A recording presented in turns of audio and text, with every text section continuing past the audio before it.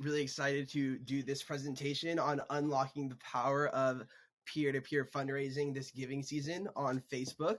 So I want to start off with a little poll today. Are you planning on running Facebook fundraisers this giving season? And then we have, yes, my fundraisers are set up and we are ready to go. Yes, we want to run fundraisers, but have not set anything up. I don't think fundraisers are right for my organization, or not sure yet.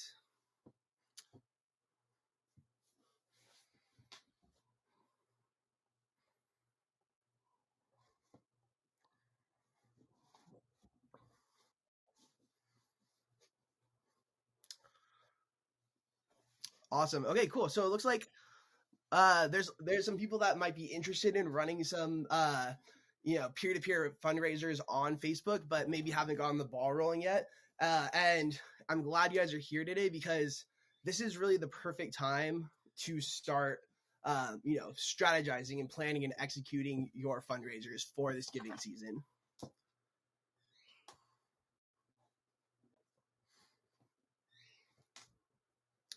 All right, so for our agenda today, we're going to start off with how to get your nonprofit set up to run a fundraising peer-to-peer campaign on Meta, easy ways to inspire your community to fundraise on Meta, the new Meta features you can use to maximize your fundraising, and then tips and tricks to run ads that link to your fundraising page and get 10 to 20 times return on ad spend. So let's start off with the basics. What is a Facebook fundraiser? Facebook fundraiser is a tool that nonprofits can use to inspire their communities to raise money on their behalf. The most common types are personal, birthday, and Giving Tuesday is probably one of the most popular fundraisers we see on Facebook. So these fundraisers serve as tools that inspire global communities to come together and make the world a better place. Why should you consider running Facebook fundraisers? It gives your organization a chance to stand out this giving season. People are 3 times more likely to donate to friends or family. Since Facebook has launched its fundraising platform, over $5 billion has been raised through Facebook fundraising tools. Something to note about that is we've seen that number just exponentially rise year over year. So this is the perfect moment to jump in and start taking advantage of Facebook's giving tools so that your nonprofit can start, you know, peer-to-peer fundraising. One of the core benefits of peer-to-peer fundraising on Facebook is that you can leverage Meta's powerful remarketing tools and make sure that your most engaged supporters are creating fundraisers on Facebook.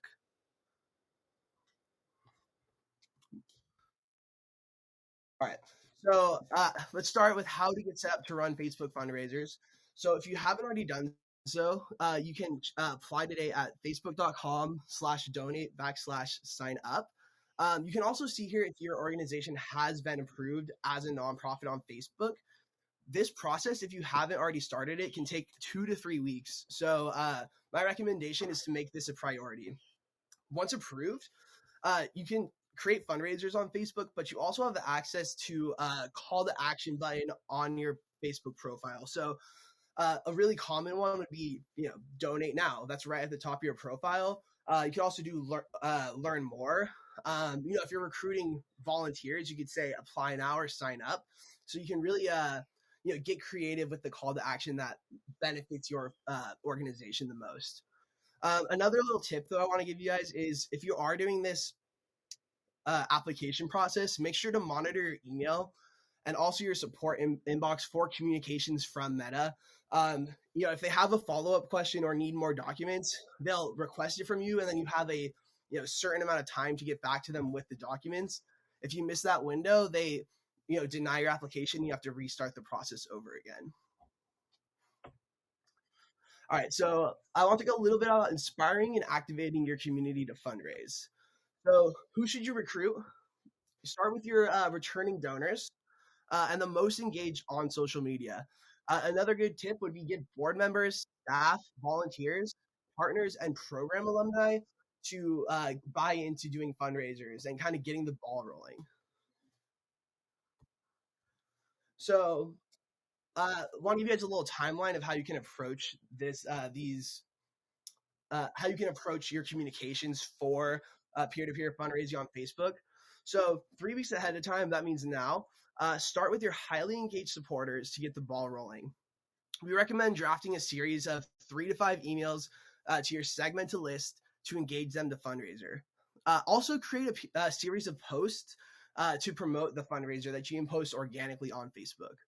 2 weeks ahead of time, this would be a great time to start running ads to your fundraiser page. You can cast a wider net using Meta's remarketing tools. So you can retarget your socially engaged audiences, your website visitors, but you can even go beyond that and create a lookalike from people who have donated before, or even like an interest audience that is highly specified to your organization. 1 week at a time, share your fundraising pages and ask for your initial momentum or donations to your networks. Send your fundraisers a toolkit so they have engaging images, videos, and messaging to share with their networks. So, you guys working with your nonprofits, you guys know the best messaging, the stories. You guys can share some of that with your fundraisers and give them, a little boost to help maximize their fundraising efforts.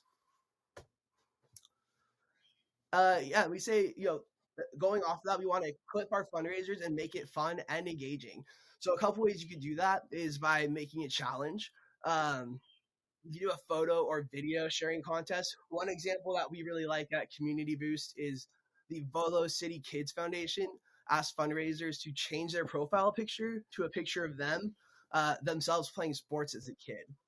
Um, you can also take it a step further by having an activity challenge, walk a 5K, do like a virtual 5K of sorts, do 30 minutes activity of a day. This just really keeps your fundraisers in that mindset, keeping them engaged and making sure that they're, spreading the fundraiser pages.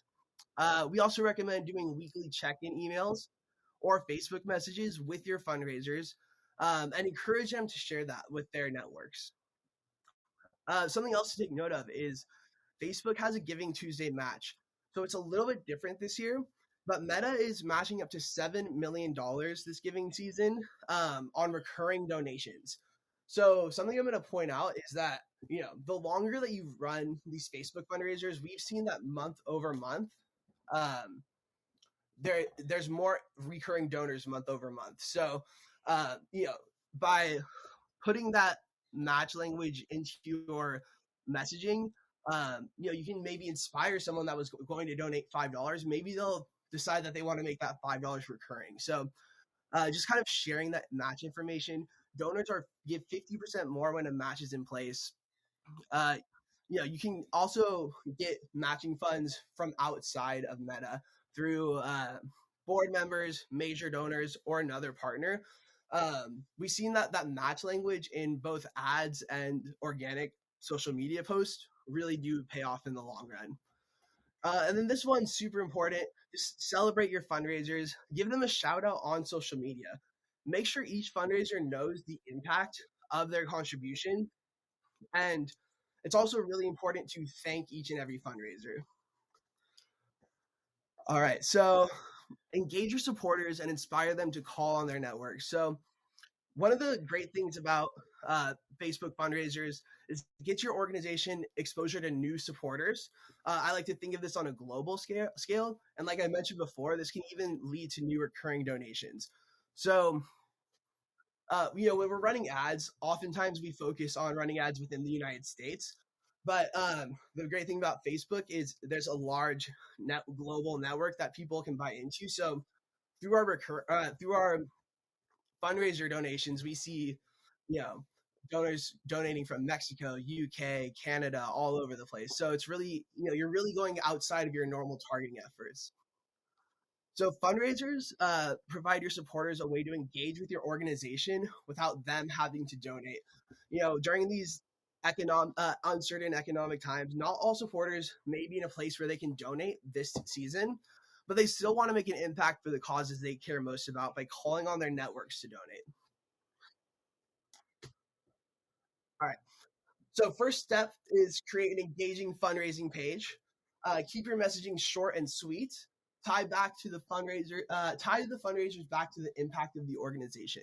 So we like to say, like, if someone raises $200, where does that go?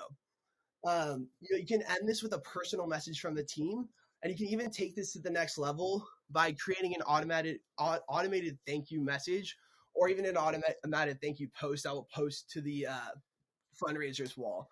Uh, we find this really inspires the fundraisers, and gives them a little bit helps them keep their momentum throughout the duration of their fundraisers. So I have a couple examples here.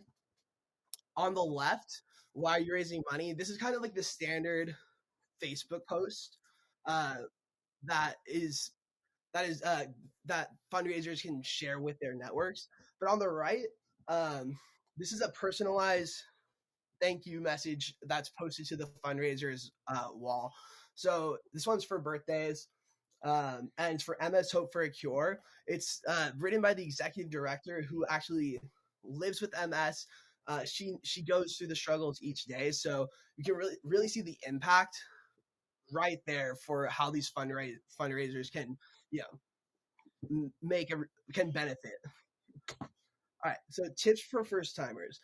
So if this is your first time doing Facebook fundraisers, start with a general fundraiser.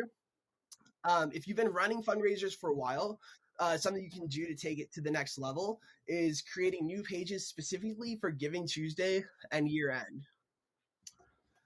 Create a fundraising goal so that your fundraisers have a metric to reach. So we find that if you, let's say, just you put a $2,000 goal for your Giving Tuesday fundraisers, um, you know, as time goes on, if we're $500 short, that's another way that your fundraisers can reach out to their networks and kind of put some urgency behind their messaging. So utilizing the nonprofit manager. So this is one of Meta's newest feature for social impact. It's a way for you to thank donors and fundraisers. This is actually where you're going to set up your automated thank you messages. You can monitor results here. And a new feature is that donors and fundraisers have the option to opt in their email. So this enhances your remarketing capabilities quite a bit. Um, and something that they just rolled out is for recurring donors. You can actually set up a messaging series. It's like a series of 4 messages that get sent through the messenger to recurring donors, um, and kind of thanking them for signing up and just re-engaging with them so that they don't feel like they're forgotten.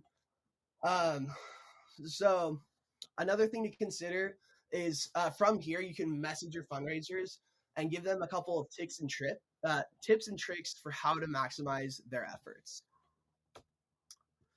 So just want to show you guys like a little bit like what it looks like in the back end.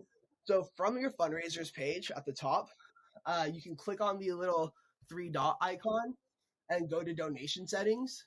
From here, you can get a donation report. Just set your time frame, put in your email address, and this is going to give you a breakdown of which fundraisers are bringing in what value, where the value is coming from, and if any emails are attributed to donors or fundraisers, it also will deliver that as well. All right, so running ads to your fundraising page to maximize return on ad spend. So, we find that you can elevate your fundraisers by running ads to the page. So, this can explode the revenue generated by your fundraisers. While there's no way to directly attribute fundraisers or donation to the ads, we've seen an increase in both number of fundraisers started and the value of the donations when we run ads. This is a great campaign you guys can run. We recommend spending between $100 and $200, so it's low cost. And it can lead to increasing month over month value. We've been seeing consistently on the campaigns that we run fundraising campaigns for 10 to 20 times return on ad spend. So Meta has, like we talked about, Meta has these great retargeting capabilities that allow you to reach your supporters. But we also recommend complementing this and reaching out to some cold audiences through lookalikes or well-built, detailed targeting audiences where you can really find supporters based on interests that are relevant to your nonprofit. So fundraising campaigns that link to your fundraising page are great assets that nonprofits should consider. They're cheap, and we see great return on ad spend potential. So just got a couple examples of various ads we've been running throughout the year. So these are just kind of, so these are for birthday fundraisers, but we find you guys can also use this messaging on organic posts, or you could even send this type of messaging through as a toolkit so that your fundraisers kind of know the language that you want to share. So starting on the left for Trans Lifeline, this year, consider engaging your network in support of radical community care. So celebrate your birthday and trans lives by starting a fundraiser. Next, we have MS Hope for a Cure. Do something different for your birthday this year. Reach out to your network and start a fundraiser to support individuals and their families living with MS. So the last one, create a birthday fundraiser that has real impact. Every dollar raised goes towards improving the quality of life for those living with MS. So nothing too crazy here, but we do find that short and succinct messaging works well for these types of campaigns. Making them kind of fun with emojis or fun videos, but also sharing, the impact is a really powerful way to get people to start fundraisers and actually engage with their networks to raise money. So here's a couple examples for Giving Tuesday. So Trans Lifeline, amazing things can happen when you start a fundraiser for Giving Tuesday. It's easy to create and could save a life. Like this one because it's short, powerful. It's easy to create and could save a life. Minimal effort, but really big impact that the fundraisers can have. Next, for All Hands and Hearts, start a fundraiser for Giving Tuesday with global impact. Every dollar raised directly supports individuals and families displaced by disasters. Telling you exactly where the money is going to go so that donors know what happens to their money when they donate. The last one, just a super succinct example, but have you started a Facebook fundraiser yet? It's a great way to support a great cause. We've also found that when you can implement a question into your ads or your organic social posts, those tend to get a lot more traction than otherwise. Something else, having emojis, adding in that bolded text, using one or two hashtags can really make it pop on the timeline. All right, and then lastly, just want to have some examples for year end. So starting on the left, 2023 is just around the corner. What kind of legacy did you leave behind this year? Finish 2022 on an impactful note by starting a fundraiser that provides life-saving services to those who need them most. So that one has the bolded. It also, it's telling people what happens to their money when they donate. Moving over next to MS Hope for a Cure. Looking for a way to help others this holiday season. Round out the year by starting a fundraiser to support those living with MS. And then lastly, for All Hands and Hearts, the holidays are a time for giving. Join All Hands and Hearts this season by giving the gift of safety and peace of mind to individuals who have been impacted by disaster. So something that's really great about these Giving Tuesday and year-end ads is that you can kind of instill a sense of urgency since both, end of 2022 is coming up, Giving Tuesday is coming up. And when you start introducing urgency to your messaging, it really does get your supporters to act more quickly. All right. And then here are just some examples for some results we've seen from birthday fundraising campaigns we've been running since May. But there's definitely a great variety. But, there might be some fluctuations month to month. Something, we say, if you don't have a great fundraising month, don't give up, keep going. We've noticed that as time goes on, the results can trend upwards. And then I just want to point out for All Hands and Hearts, last month, there's a big fundraising push for people to start Hurricane Ian fundraisers. And they brought in 525 donations valued at over $60,000. So, we spent less than $100 on those fundraising campaigns. So we really see a great return on ad spend and also a great return on effort for our part for running the ads. All right. So a few takeaways. Reach out to your supporters and inspire them to call on their networks. Start by creating an engaging fundraising page. Utilize the nonprofit manager to engage with fundraisers, donors, monitor results, and express gratitude.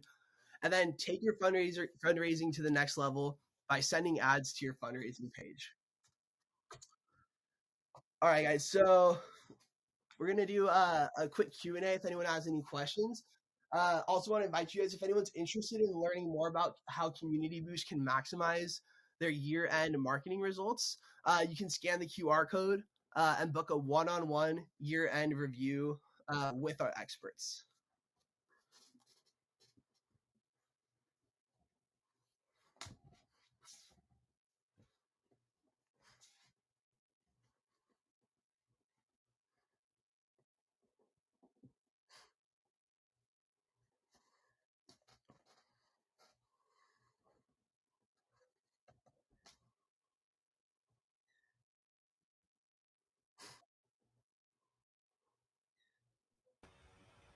Awesome. Andrew, thank you so much for this session. I love peer to peer. I think it is such a great opportunity for nonprofits, especially now. I mean, year end is busy, it's super crowded. Like you said earlier, it's a great way to really stand out from the crowd.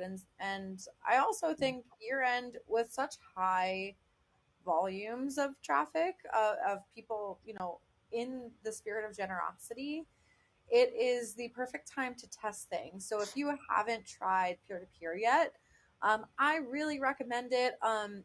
And so we'll continue pasting more links and resources in the chat. If you're interested in, like Andrew just said, having that year-end review session, we can sit down with you and chat a little bit more about your peer-to-peer strategy and how you might leverage this the most for your own success. So I also just want to hear from you. Is anyone in the chat, like, are you gonna try this now? Did this change your perspective on peer to peer? Brian said yes.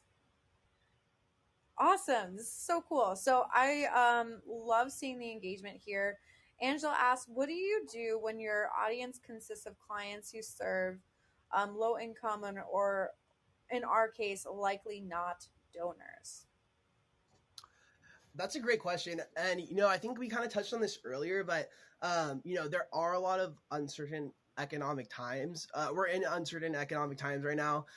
So fundraisers are a great way for people to support your cause without having to become donors themselves. But something else I would recommend is you can maybe try to target new supporters that maybe aren't, in your nonprofit's programs, but someone that might be interested in supporting the nonprofit. So you can do that through lookalike audiences or by creating, really strong, detailed audience on Facebook. Trying to find that person. If it's, let's say it's like a charter school, maybe finding someone who has an interest in philanthropy and education, and you can actually even target, higher incomes uh, in the back end of Facebook. Yeah, I think like even just starting with who's in your network, and even if most of your beneficiaries or groups are not likely to be donors, start with your board. If you haven't done this before, your board is a great place to start and just get even a few pages going are better than none. I always think boards are great for that.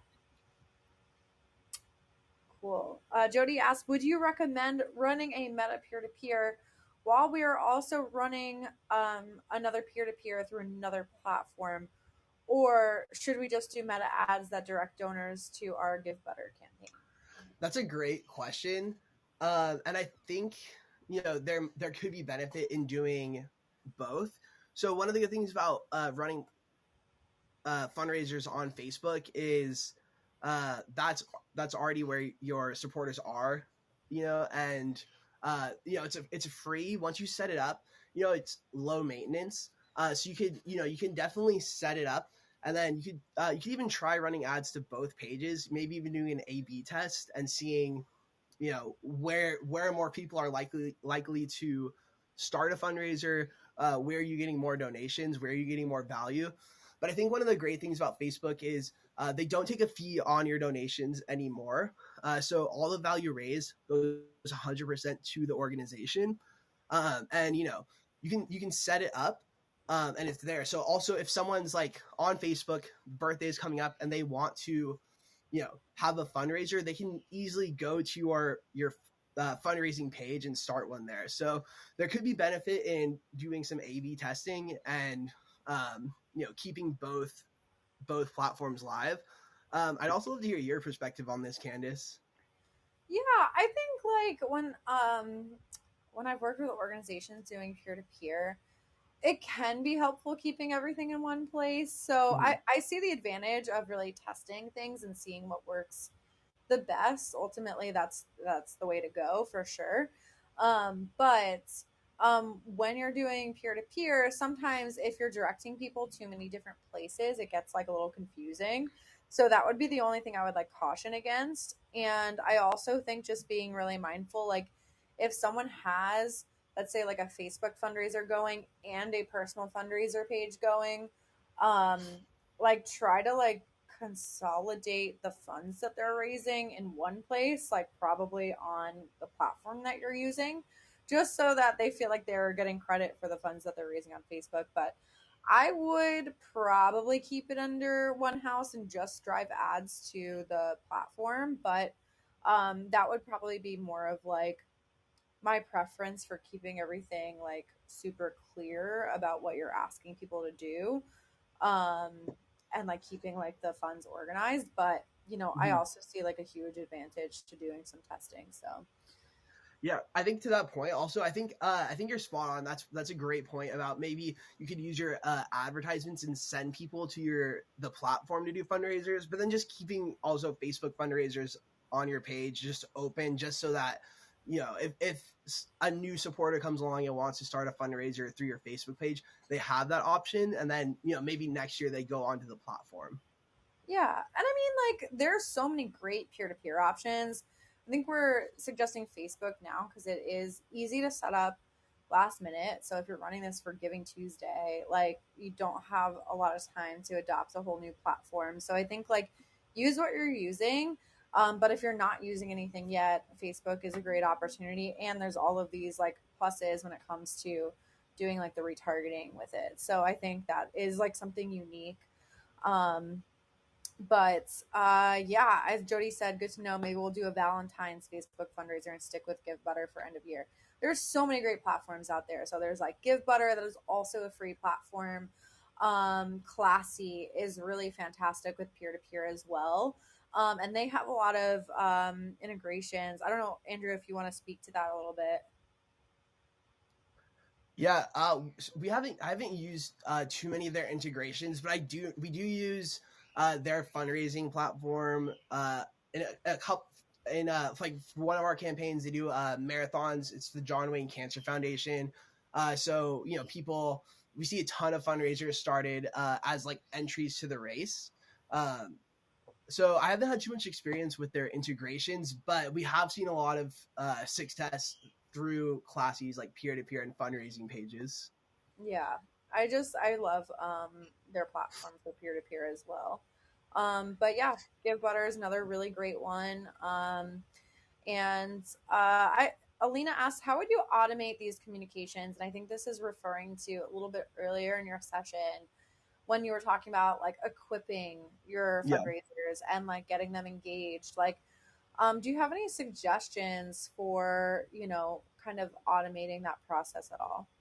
Yeah, so actually, that's another great thing about the Facebook fundraising platform. Over the past couple of months, they've rolled out a ton of new features, including getting that automated thank you message. That when someone starts a fundraiser, you can post a personalized message. So going back to MS Hope for a Cure, the executive director who has MS, it's a very personal issue for her. she wrote this beautiful message, and every time I see it, I personally get inspired. And another feature they just rolled out was the messaging series for recurring donors. So when someone becomes a recurring donor, you can send them through Messenger an introductory message, and then the next week maybe dive a little deeper into the impact of their recurring donation. Maybe the next one you send them a couple stories of impact. So there are some new tools that have been rolled out in the nonprofit manager, and I'm hoping that they just keep the ball rolling and keep getting um, more features that will automate the process and also help your organization connect with both the fundraisers and the donors. So I want to do a little bit of myth busting here. So you can let us know, Andrew. So Gabrielle said a bummer with Facebook is that you can't get the donor contact information for your CRM, unless I don't know something. So Andrew. Yeah, and that's probably is one of the like downsides of on platform giving for Facebook. They do have the option now that fundraisers and donors can opt in their contact info. Although we see, maybe for every like 200 donors, you probably get 20 emails. So it's a work in progress for sure.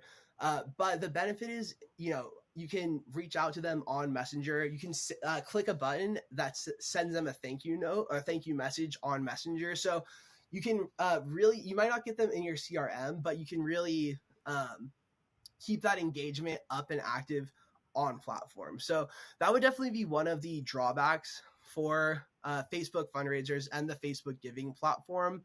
But like I said, they did introduce that contact opt-in. So hopefully more people will buy into that and share their emails. So that, and I'm sure people that do share their emails, are open to like a more involved relationship with your organization. Yeah, and I think like Deborah said this too, and you touched on this. It's just the opportunity to retarget them on the platform is super valuable. So you can run ad campaigns afterwards to get them more invested in your cause and get them to sign up for an event or give you their email address one way or the other. So I think that there's like it's a little bit of a longer term audience building play. Exactly. um, and I also think one of the things with peer to peer is since a lot of people are just being introduced to your nonprofit through their friends, the retargeting is really valuable because you actually have, most likely, in my opinion, a better chance to keep them as long term donors if you do that retargeting. Because one of the downsides of peer to peer is that there is like a lot of like, churn. Like a lot of donors will give once because their friend asked and not give again. But with retargeting, you're able to kind of keep them engaged and keep them for the long term. So I think that is one of like the big advantages um, of Facebook fundraisers and the capabilities there. So Definitely. um, Also, just to build on that too, I think people that start fundraisers have great potential to become very invested in the organization, and then just thinking long term, uh, you can really expand this into other campaigns too, like general donation campaigns, lead generation. There's a lot of ways to take advantage of the people that interact with your profile, interact with your posts, your ads and stuff. So there is a lot of long-term value on platform as well.